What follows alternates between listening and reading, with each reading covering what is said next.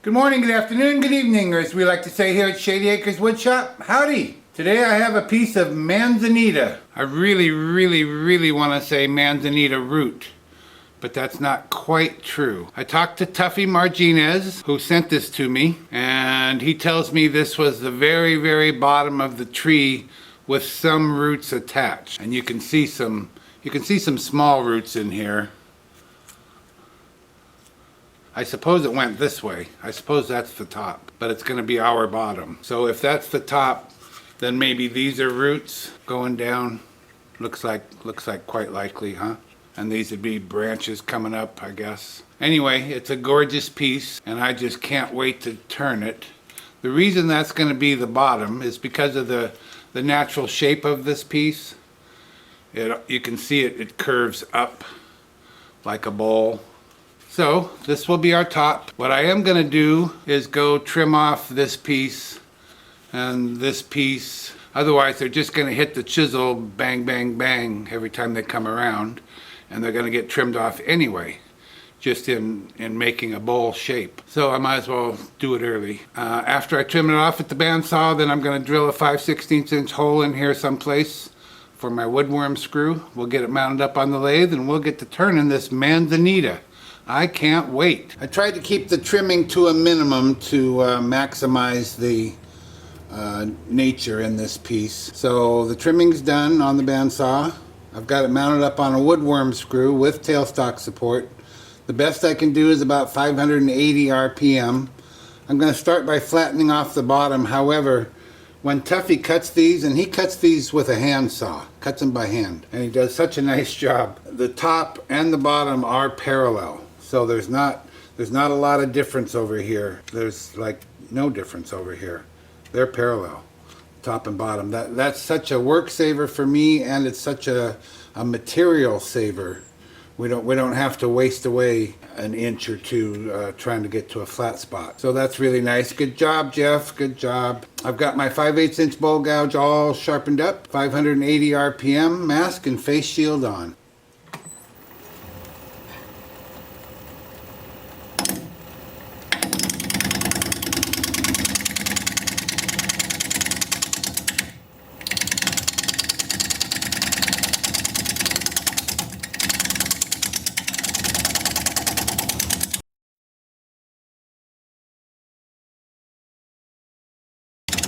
Wow.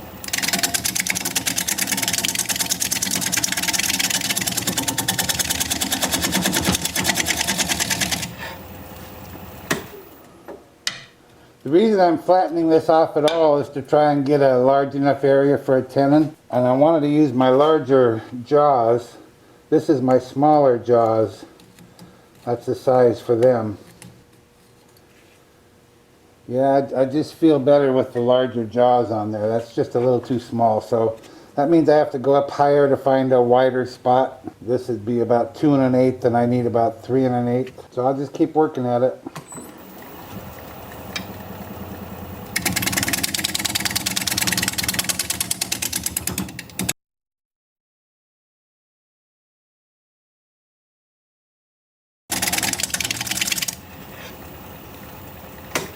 Ooh, have to go up higher. You know, I'm gonna, just to give myself a break, I'm gonna go up the corner here, go up the side a ways. I'm hoping that'll give me a break, I don't know. We'll give it a try. Use the other side of the gouge anyway.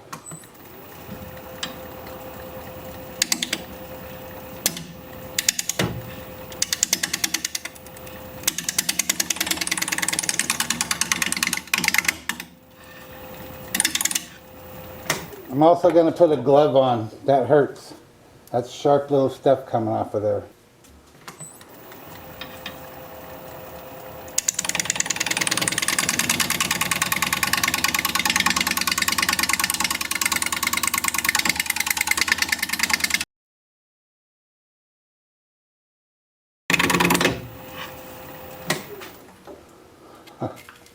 I've said it before, this is the hardest piece of wood I've ever turned. That was on different pieces. I think this might be the winner. I'm going to go sharpen up.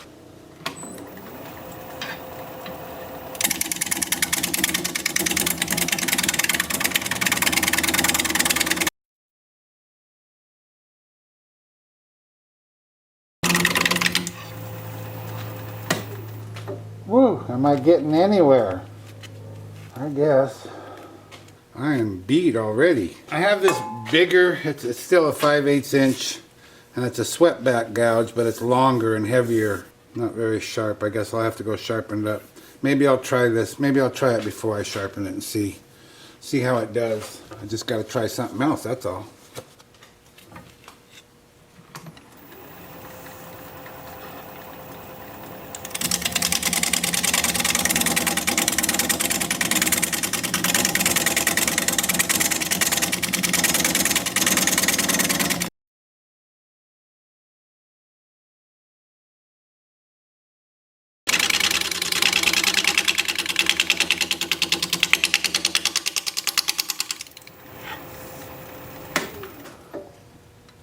Well, I'm liking it.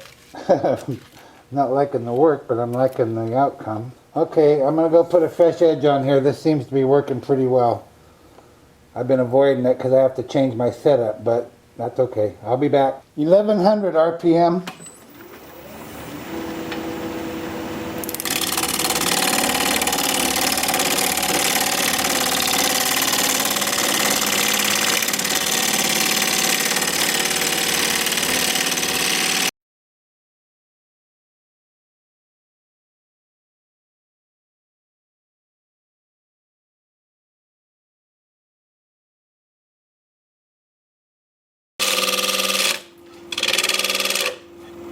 This thing is beating me to death.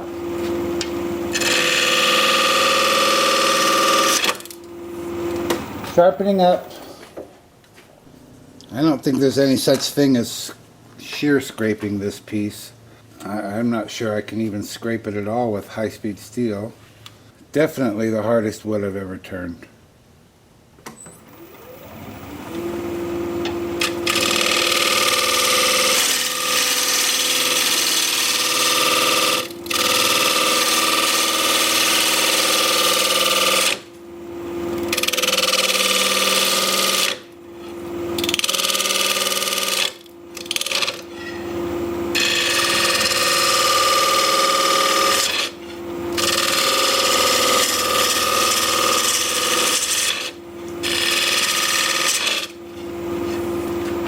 I'm going to try shear scraping, but I don't have much hope.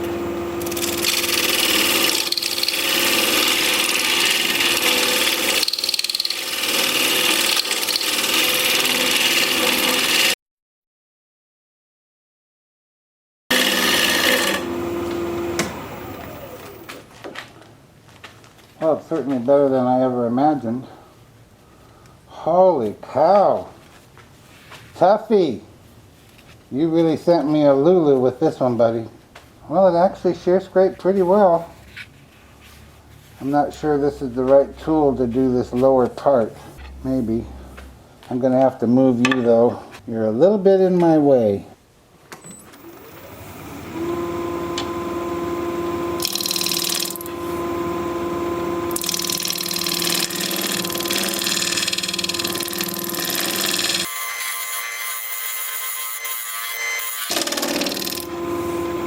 I'm going to switch to standard grind, trying to make this little curve right here. Still shear scraping.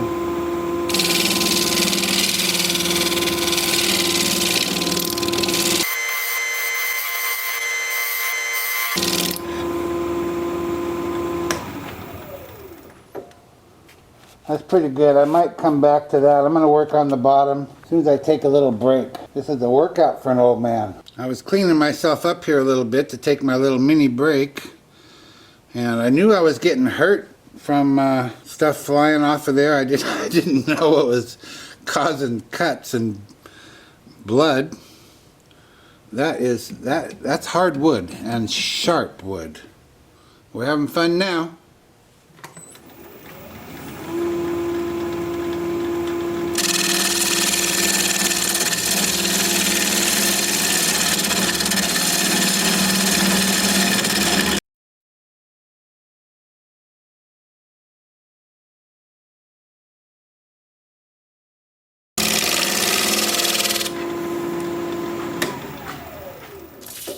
I think we're good.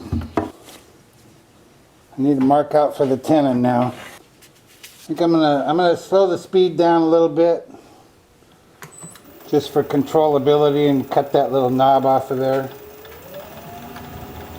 About 800 RPM.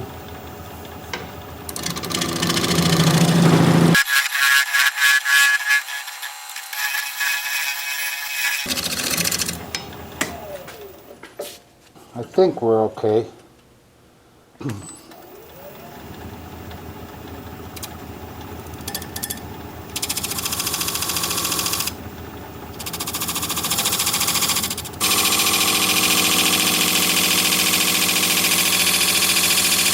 Okay. I'm going to bring up the tailstock again.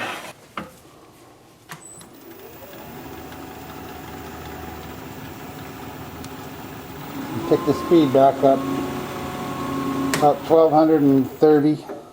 I probably should go sharpen up, but I'm going to see if I can't make this work.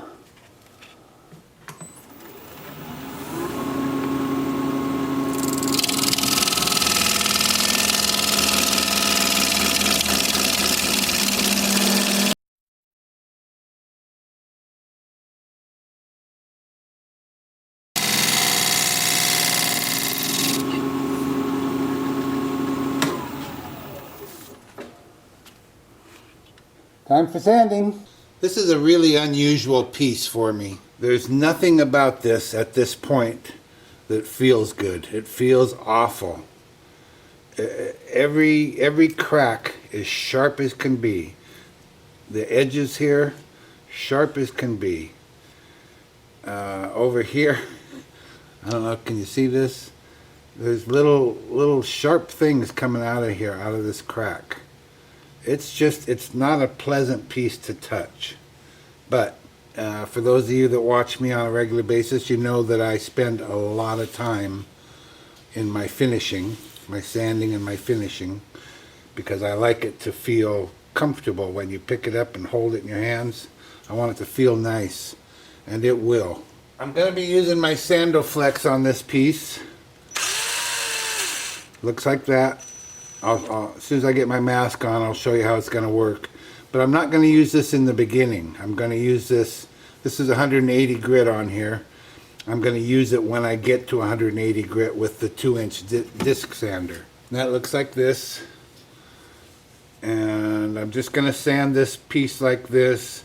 And once I get up to 180, then I'll switch over to the Sandoflex, and I'll sand all of these cracks and all of these irregular areas. So let me get my mask on and I'll show you how all that's going to work. The lathe will be spinning in reverse at 350 RPM, and I'm starting with 80 grit.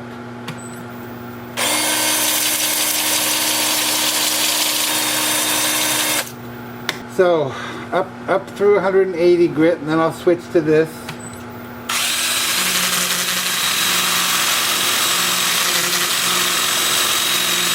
And I'll do it like that, and I'll do it like this. And I'll come at it from the other direction.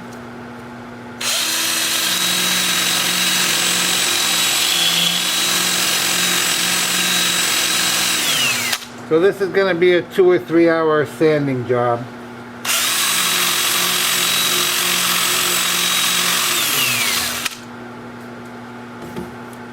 But it's going to be worth it in the long run, I promise. It's going to be a spectacular piece.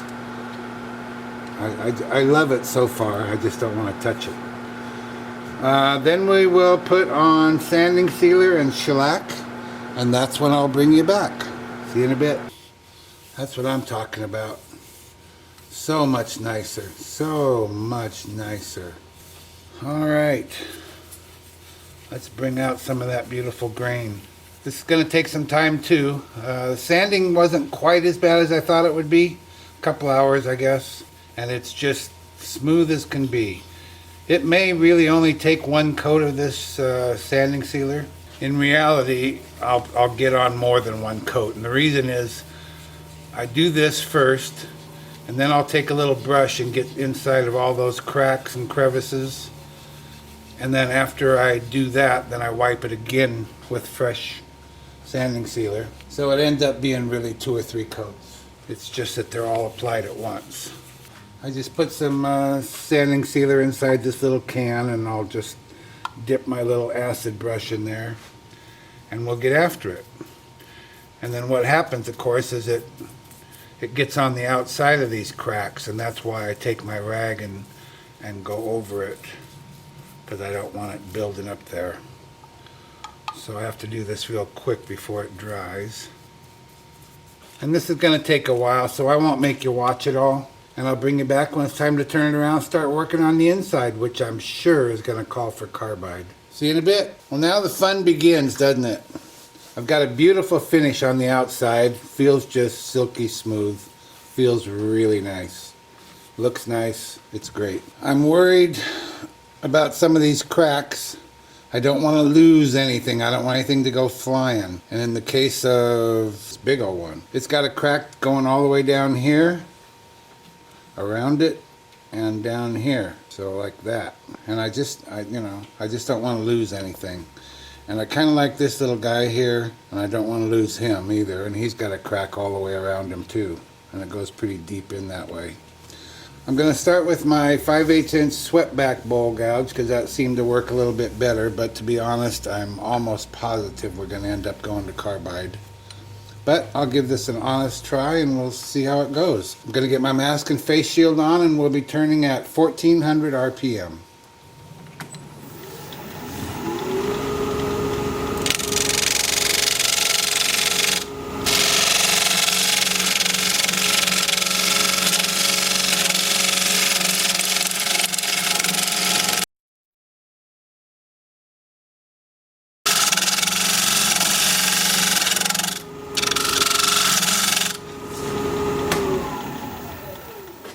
That's just a waste of time.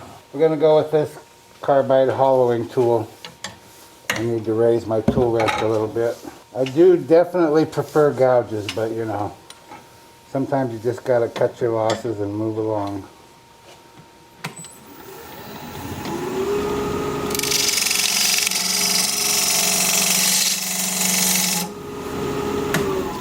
And sometimes you got to put a glove on. Okay, here we go.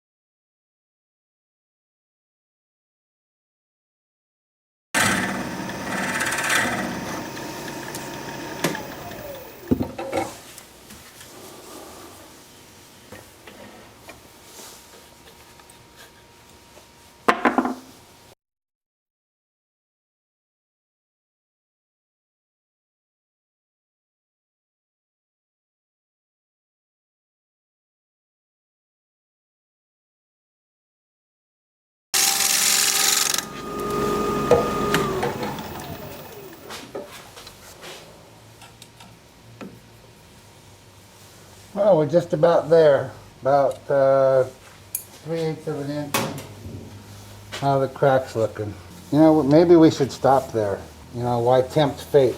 Got a lot of work into this thing. Maybe we should scrape and call it good. I'm going to put a fresh edge on my scraper. I'll be right back.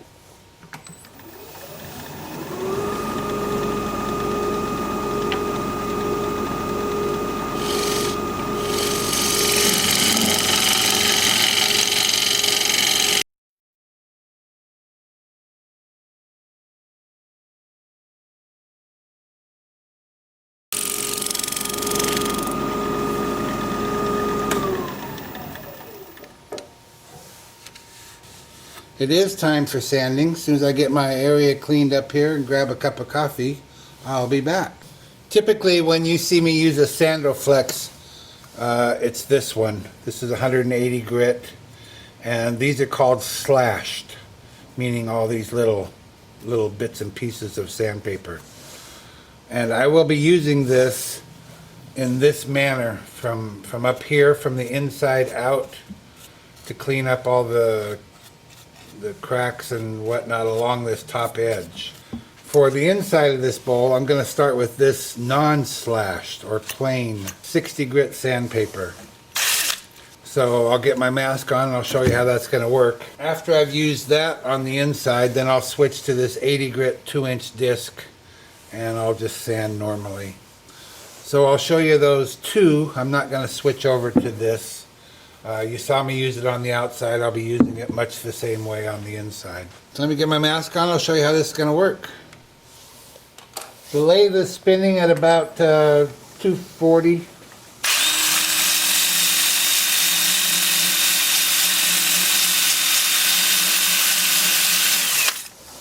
Then I'll use this on the inside out. Then I'll use this with the lathe spinning at about 350.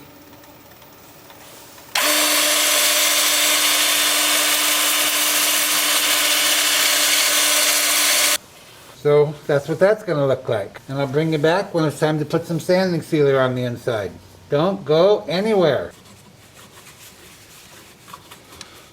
So this is the first of at least 2 coats of sanding sealer, and then likely 2 coats of shellac. This is probably the crackiest piece I've ever done, but to me they're beautiful. They add something. It's like it's hand carved or something. I don't know quite what it is. Not sure why I like it so much. You know, normally you don't want a crack, or if you got one, maybe it's not too bad. This one is all cracks, but they're beautiful the way they're laid out. They kind of go at a diagonal. I wish you could see the outside here, but yeah, kind of like that. But on the outside, they're more pronounced. Okay, I'll see you tomorrow.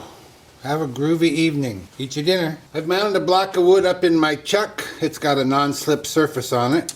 I'm just going to place the bowl over that and bring up the tailstock. I still have my center hole there for reference. I'm just going to kind of jiggle the piece around a little bit, make sure it feels centered. Apply a little pressure. And bring up my tool rest. And normally for this I'll use a gouge, but in this case, because of all these cracks in here, and those cracks go all the way through to the inside of the bowl. I'm just afraid this is not very strong, especially since I've removed so much material now. So I'm going to use the hollowing tool, this carbide tip tool. I'm going to leave it raised in the center, but I am going to remove some of it. I'm a little scared. This piece is quite delicate. It's also quite beautiful, but we'll talk about that in a little bit.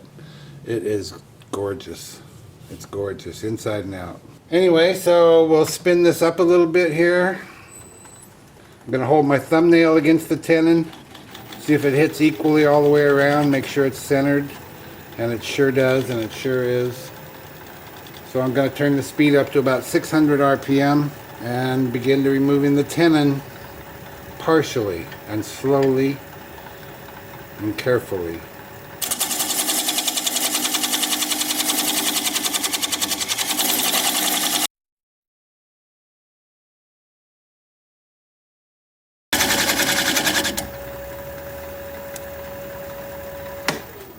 Yes, it clears. It's just this little center portion here that's too high. So now I'm going to use a 3/8 inch swept back bowl gouge to try and work away that center portion.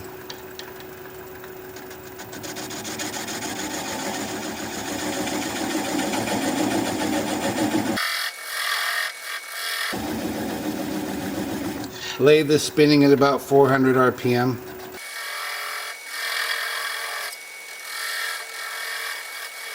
So now I'm going to apply the bevel of the gouge against the bottom of the bowl. Well, it did kind of chip away, didn't it? I didn't even get through my whole spiel there.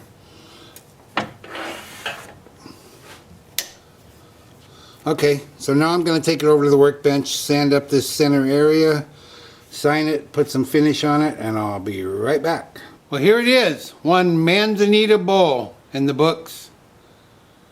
It's hard to know what side to look at. There's so much beautifulness going on here, so much nature.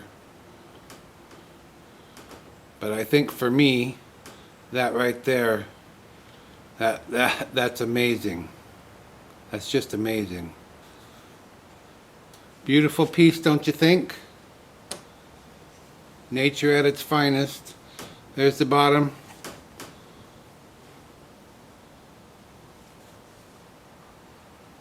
Thank you, Tuffy Marginez, for sending this piece of Manzanita along for all to enjoy. If you like this video, thumbs up please, I'd sure appreciate it.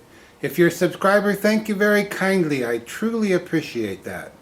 If you're not a subscriber, you might consider becoming one. I put out regular videos about one a week, and I'd like to keep in touch. Your comments are always welcome, and I read all of them. So for now, this is Phil, Shady Acres Woodshop, signing off.